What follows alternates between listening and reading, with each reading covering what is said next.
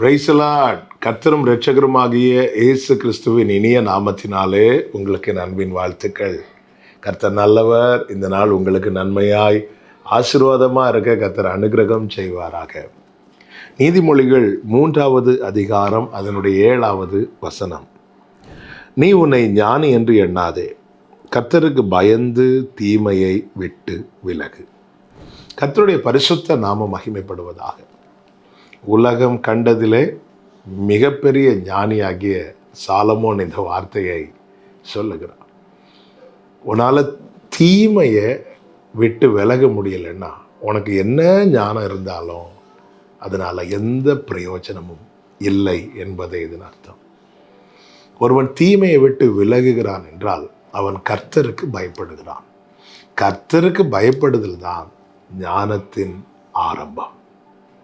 பிரியமான கர்த்தருடைய பிள்ளைகளே, எனக்கு ஞானம் இருந்து அதை என்னால் பயன்படுத்த முடியவில்லை என்றால் அது இருந்தும் இல்லாதது போல.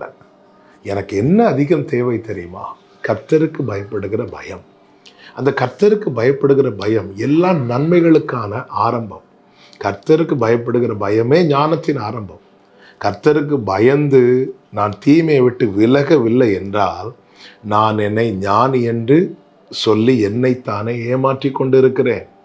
நான் கர்த்தருக்கு பயந்து தீமையை விட்டு விலகுவேன். ஆனால் அடுத்த வசனத்தில் சொல்லப்பட்டிருக்கிறது, அது அப்படிப்பட்ட செயல் உன் நாபிக்குன்னா உன் சரீரத்துக்கு ஆரோக்கியமும் உன் எலும்புகளுக்கு ஊனுமாகும்.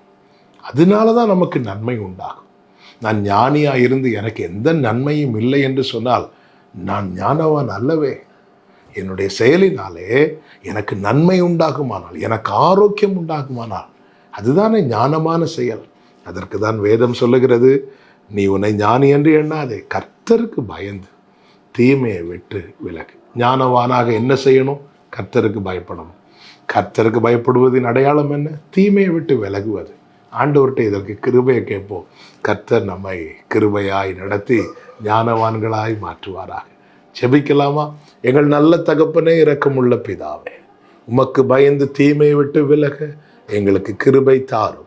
இயேசுவின் நாமத்தில் பிதாவே, ஆமென்.